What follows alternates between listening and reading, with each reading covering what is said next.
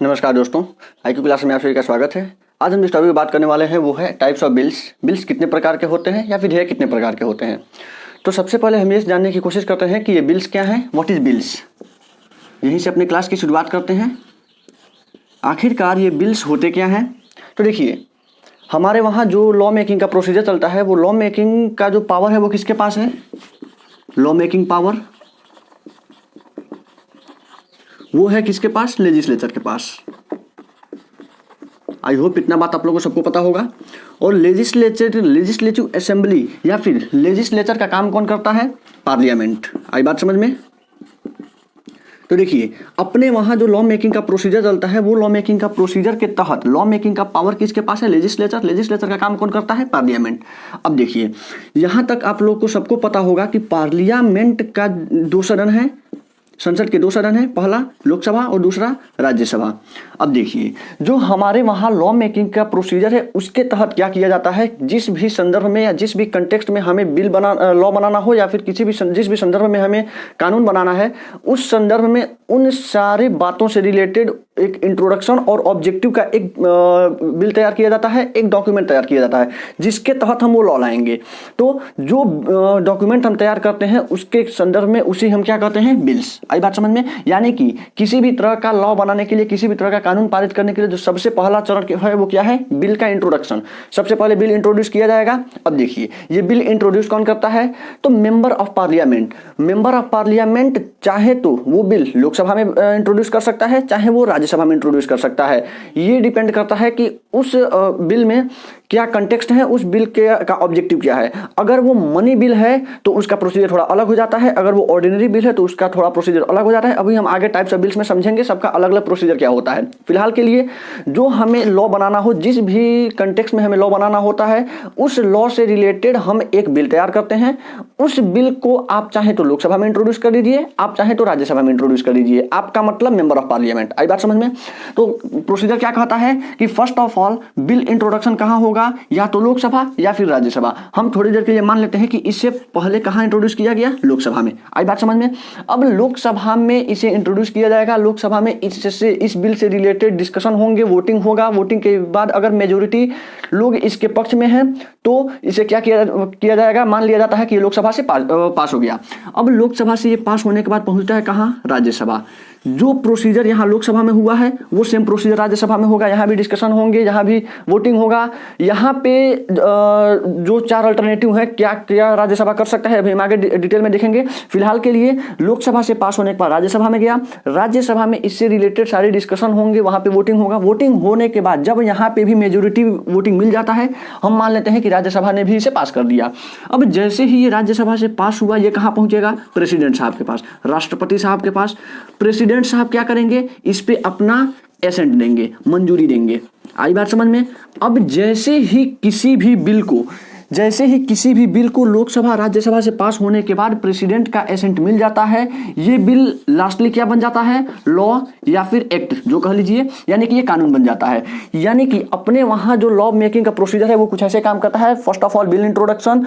The bill can be introduce in either house of the parliament, either in Lok Sabha, either in Rajya Sabha, depend on the content of the bill.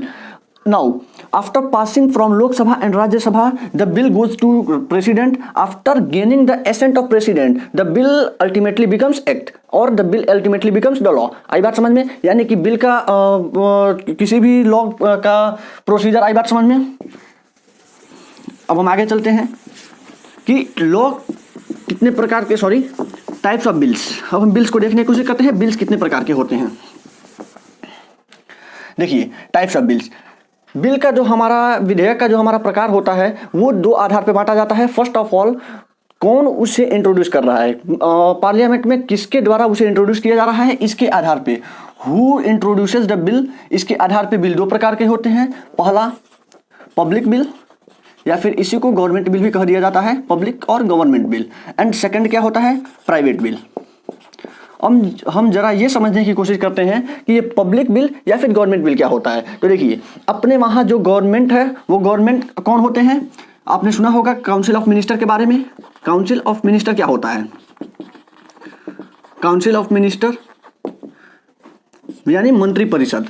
देखिए, अपने वहाँ लोकसभा और 2 सदन है parliament के, लोकसभा और राज्यसभा। लोकसभा और राज्यसभा के मेंबर यानी मेंबर ऑफ पार्लियामेंट से कुछ मिनिस्टर निकल के क्या बनाते हैं, काउंसिल ऑफ मिनिस्टर।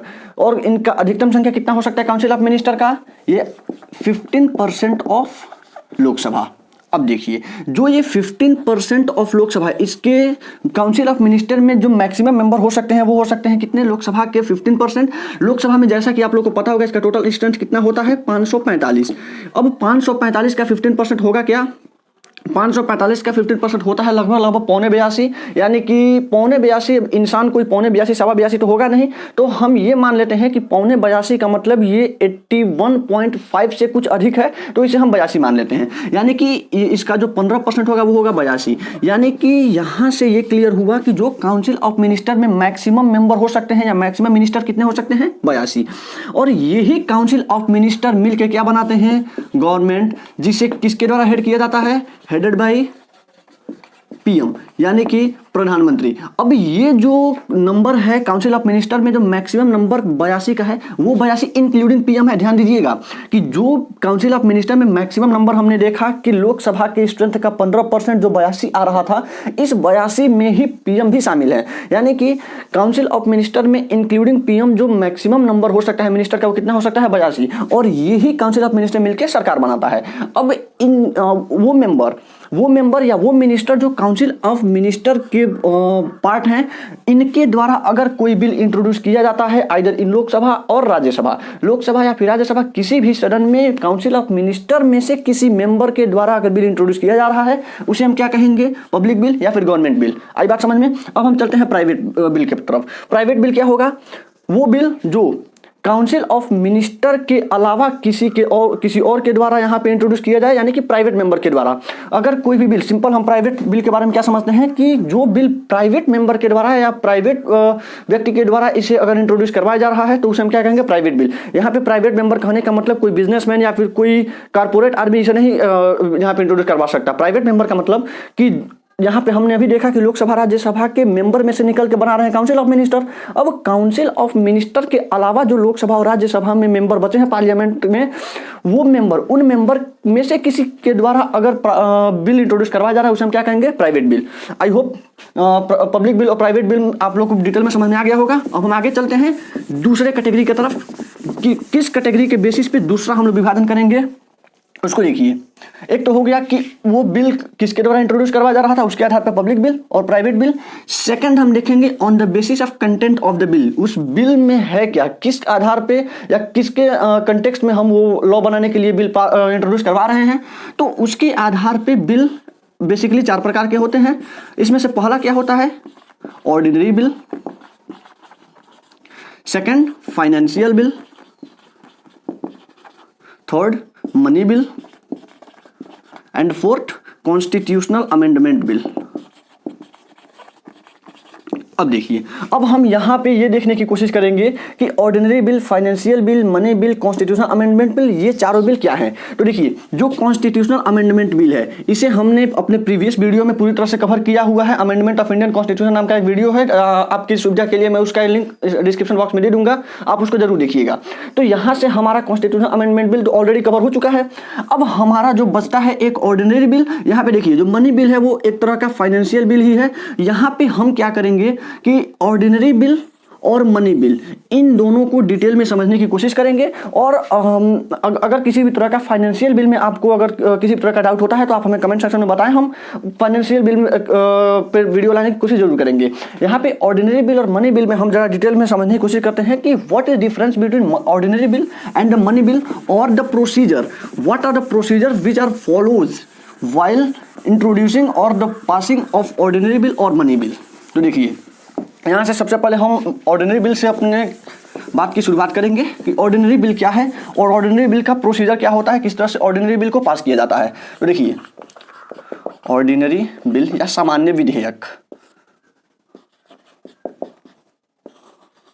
देखिए वो बिल अगर हम ऑर्डिनरी बिल के बारे में, ऑर्डिनरी बिल का अगर हम डेफिनेशन देना चाहें, वो बिल जो मनी बिल नहीं है, वो बिल जो कॉन्स्टिट्यूशनल अमेंडमेंट बिल नहीं है, वो बिल जो फाइनेंशियल बिल नहीं है, वो क्या होता है? Ordinary bill. यानी कि जिस बिल में मनी से रिलेटेड या फिर बोरोविंग वगैरह का, टैक्स वगैरह का बात ना किया गया हो, जिसमें कॉन्स्टिट्यूशनल अमेंडमेंट के बारे में बात ना किया गया हो, वो बिल क्या कहलाता है? Ordinary bill.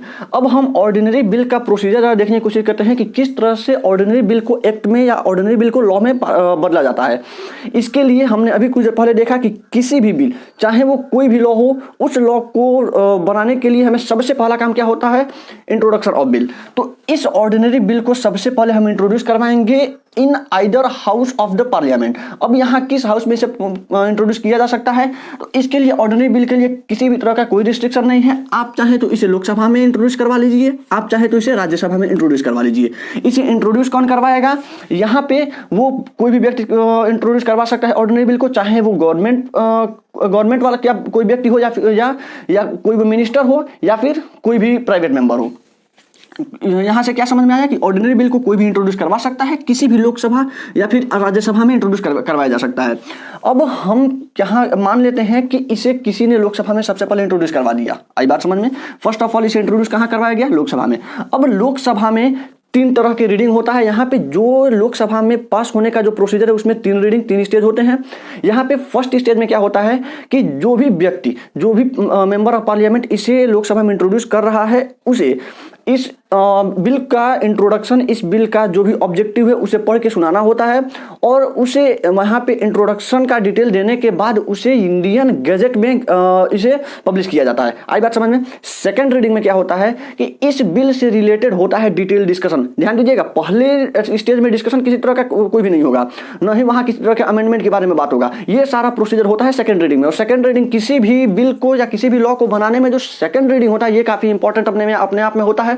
तो क्या होता है सेकंड रीडिंग में? First of all detail discussion होंगे। वहां पे जो भी वहां पे बिल इंट्रोड्यूस करवाया गया था, उस बिल का प्रिंटेड कॉपी सबके हाथ में बांट दिया जाता है। उसके बारे में डिटेल डिस्कशन होगा। अगर कोई व्यक्ति उस पे नाराज है या फिर उसमें किसी तरह का अमेंडमेंट चाहता है, वो अमेंडमेंट के लिए वहां पे रिकमेंड करेगा। अगर उसके द्वारा रिकमेंडेड अमेंडमेंट को मान लिया जाता है, उसमें सुधार किया जाएगा या फिर कोई आर्टिकल हटाया गया, आर्टिकल जोड़ा गया, यानी कि वहां पे होता है उसका डिटेल विश्लेषण। आई बात समझ में? वहां पे हो जाने के बाद, जब यहाँ पे टोटल डिटेल डिस्कशन हो जाने के बाद ये पहुंचता है थर्ड स्टेज में। थर्ड स्टेज में होता है आइदर रिजेक्शन या फिर एक्सेप्टेंस। या तो उसे एक्सेप्ट कर लिया जाएगा या तो उसे रिजेक्ट किया जाएगा। अब अगर हम मान लेते हैं कि उस बिल को यहाँ पे लोकसभा ने अगर एक्सेप्ट कर लिया, मेजोरिटी वोटिंग मिल गया, वहां पे वोटिंग होता है, अगर मेजोरिटी लोग इसके पक्ष में है, मान लिया जाता है कि लोकसभा से वो पास हो गया। जैसे ही वो यहाँ से पास हुआ, पहुंचा कहाँ? राज्यसभा। क्लियर? जैसे यहाँ पे पहुंचेगा, जो 3 रीडिंग यहाँ पे हुआ था, फर्स्ट, सेकंड एंड थर्ड, ये तीनों रीडिंग लोग यहाँ पे भी राज्यसभा में भी होंगे। इन तीनों रीडिंग के हो जाने के बाद राज्यसभा के पास 4 अल्टरनेटिव होता है। या तो वो उस बिल को पास करे, या तो वो बिल को रिजेक्ट करे, या तो उस बिल में कुछ अमेंडमेंट दे, या तो उस बिल को होल्ड कर दे, या उसे किसी भी तरह का उस पर रिएक्शन ही ना दे। आई बात समझ में? अब यहाँ पे बेसिकली होता क्या है कि मान लीजिए कि राज्यसभा ने इसे पास कर दिया। पहले हम उस कंडीशन को लेते हैं। अगर इसे राज्यसभा में आया हुआ बिल ऐसा लगा कि हाँ सब कुछ ठीक ठाक है, कोई इसमें दिक्कत नहीं है, तो ये क्या करेगा? पास कर देगा। जैसे ही ये पास होगा, यहाँ का जो भी झमेला था, जो भी झंझट था, खत्म हुआ। अब हम मान लेते हैं कि अगर वो अमेंडमेंट करवाना चाहे, अगर अमेंडमेंट रिकमेंड करे तो क्या होगा? ये भाई साहब क्या करेंगे? यहां से अमेंडमेंट रिकमेंड करेंगे तो बिल फिर वापस जाएगा लोकसभा में। अगर इसके द्वारा सुझाया गया अमेंडमेंट लोकसभा को पसंद आया, लोकसभा उसे अमेंड करना चाहा, उसे अमेंड करेगा, अमेंड करके फिर ये राज्यसभा पहुंचेगा। राज्यसभा से अब जब इसे दिखेगा कि हाँ जो हमने बताया था वो अमेंडमेंट का प्रोसीजर लोकसभा से कंप्लीट हो चुका है, तो अब ये क्या करेगा? यहाँ से पास करेगा। अब जैसे ही लोकसभा से पास होकर राज्यसभा में आया, राज्यसभा ने पास किया, तो ये कहाँ पहुंचेगा? प्रेसिडेंट साहब के पास। जैसा कि अभी हमने थोड़ी देर पहले देखा था, प्रेसिडेंट साहब क्या करेंगे? इस पे अपना एसेंट देंगे या अपना मंजूरी इस पे देंगे। और जैसे ही उस बिल को प्रेसिडेंट का एसेंट मिला, या क्या ये क्या बन गया? लॉ या फिर एक्ट। आई बात समझ में? यानी कि ऑर्डिनरी बिल को हमें लॉ बनाने के लिए कितना प्रोसीजर फॉलो करना पड़ा? लोकसभा, राज्यसभा, यहां से पास हुआ प्रेसिडेंट साहब के पास, प्रेसिडेंट साहब एसेंट दिए, लॉ बना। आई बात समझ में? अब हम जरा आगे बढ़ते हैं कि ऑर्डिनरी बिल तो हमने देख लिया पूरी तरह से। अब जरा देखने की कोशिश करते हैं कि ये मनी बिल क्या होता है। नाउ अगला बिल कौन सा है? Money bill. मनी बिल, अगर हम बात करें मनी बिल के बारे में, तो इसमें देखिए मनी बिल सबसे पहले हमें देखते हैं कि मनी बिल किसे कहते हैं। तो अगर उस बिल में इन सारी चीज़ों में से कोई भी हो, जैसा कि फर्स्ट ऑफ ऑल टैक्स, अगर कहीं भी टैक्स एबोलिश करना हो यानी टैक्स कहीं से हटाना हो, टैक्स का इम्प्लीमेंटेशन हो, इम्प्लीमेंटेशन, या फिर टैक्स से रिलेटेड किसी भी तरह का कोई भी प्रावधान करना हो टैक्स से रिलेटेड, तो हम उसको किसके अंतर्गत रखते हैं, मनी बिल के अंतर्गत। आई बात समझ में। सेकंड इसका प्रोविजन क्या है, सेकंड इसमें कि कंसोलिडेटेड फंड ऑफ इंडिया, अगर जो बिल पारित करवाया जा रहा है वो अगर कंसोलिडेटेड फंड ऑफ इंडिया से रिलेटेड है तो हम क्या कहेंगे, ये बिल कौन सा बिल है, मनी बिल। और अगर हम आगे और देखें तो इसमें क्या होता है, बोरोविंग बाय यूनियन गवर्नमेंट, यानी कि अगर केंद्र सरकार के द्वारा कहीं से ऋण लिया जा रहा है और उसके लिए अगर किसी भी तरह का अगर बिल पारित करवाया जा रहा है तो वो कौन सा बिल होगा, मनी बिल। आई बात समझ में। इस मनी बिल के बारे में अपने कॉन्स्टिट्यूशन के आर्टिकल नंबर 110 के अंतर्गत दिया गया है। अगर हम बात करें मनी बिल के प्रोसीजर के बारे में तो देखिए, इस बिल को कोई भी मेंबर नहीं ला सकता। इस बिल को लाने के लिए कौन चाहिए, सिर्फ और सिर्फ मिनिस्टर, यानी कि मनी बिल को इंट्रोड्यूस कौन करवा सकता है, सिर्फ मिनिस्टर, ओनली बाय मिनिस्टर। आई बात समझ में। और ये जो बिल है ये ऑर्डिनरी बिल में क्या था कि उस बिल को either house of the parliament यानी कि लोकसभा या राज्यसभा किसी भी सदन में इंट्रोड्यूस करवाया जा सकता था, लेकिन यहाँ पे जो मनी बिल होगा वो मिनिस्टर के द्वारा सिर्फ और सिर्फ पहले लोकसभा में ही इंट्रोड्यूस करवाया जाएगा। आई बात समझ में।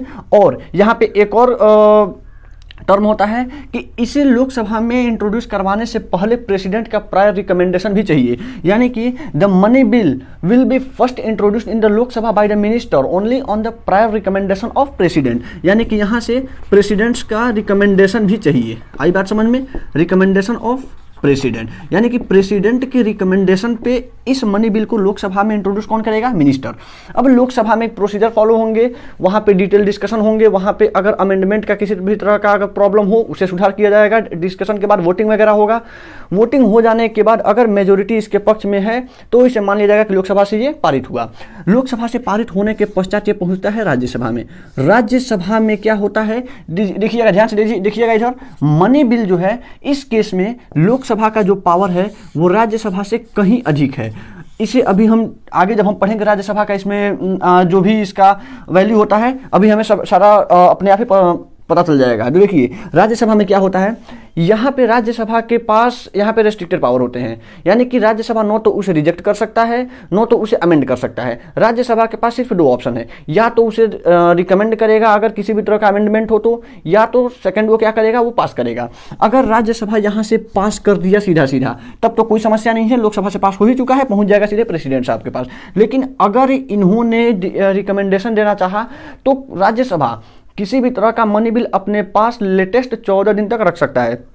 14 दिन से अधिक किसी भी तरह का मनी बिल राज्यसभा अपने पास नहीं रख सकता। अगर उसे अमेंडमेंट का रिकमेंडेशन देना भी है वो भी विद इन 14 डेज ही करना होगा, यानी कि 14 दिन के अंदर ही राज्यसभा अगर अमेंडमेंट के लिए प्रस्ताव देना है वो भेजेगा लोकसभा के पास। अगर यहाँ से राज्यसभा का दिया हुआ अमेंडमेंट लोकसभा मान लिया तब तो ठीक है, लोकसभा के ऊपर है कि लोकसभा राज्यसभा के द्वारा दिया गया रिकमेंडेशन माने या ना माने। अगर मान लेता है तो वैसा रिकमेंडेड वो अमेंडेड फॉर्म पहुंचेगा प्रेसिडेंट साहब के पास असेंट के लिए। अगर नहीं मानता है, और यहाँ पे एक और प्रॉब्लम हो सकता है कि राज्यसभा 14 दिन के अंदर लौटाए ही ना। अगर राज्यसभा 14 दिन के अंदर नहीं लौटाता है तो ये मान लिया जाता है कि राज्यसभा के थ्रू वो पास हो चुका है, और ये पहुंचता है कहाँ, प्रेसिडेंट साहब के पास, राष्ट्रपति साहब के पास। ये क्या करते हैं, उस पर अपना एसेंट मंजूरी देते हैं, और यह जैसे ही प्रेसिडेंट साहब का एसेंट मिला ये बिल क्या बन गया, एक्ट या फिर लॉ। यानी कि मनी बिल किस तरह से एक्ट बन रहा है, मनी बिल किस तरह से लॉ बन रहा है। आई बात समझ में। इस कंडीशन में ध्यान से देखिएगा, ये जो पावर की बात हमने की, यहाँ पे राज्यसभा चाहे या ना चाहे, इस राज्यसभा के चाहने से कुछ नहीं होता है।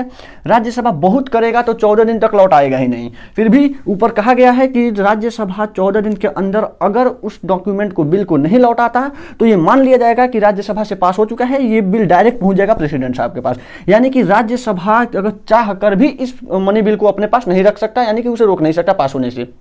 आई बात समझ में। ये रहा मनी बिल। अब यहाँ से ऑर्डिनरी बिल और मनी बिल में डिटेल यहाँ पे आप लोग को अंतर समझ में आ गया होगा। यहाँ पे हमने क्या देखा, ऑर्डिनरी बिल क्या होता है, मनी बिल क्या होता है, टाइप्स ऑफ बिल्स कितने तरह के होते हैं, ऑर्डिनरी बिल मनी बिल में जो मेजर डिफरेंस होता है वो उसे हमने देखा अच्छी तरह से। तो उम्मीद करता हूँ ये वीडियो पसंद आया होगा, इससे आपको कुछ ना कुछ लाभ जरूर मिला होगा। अब मिलते हैं अपने अगले वीडियो में, तब तक के लिए धन्यवाद।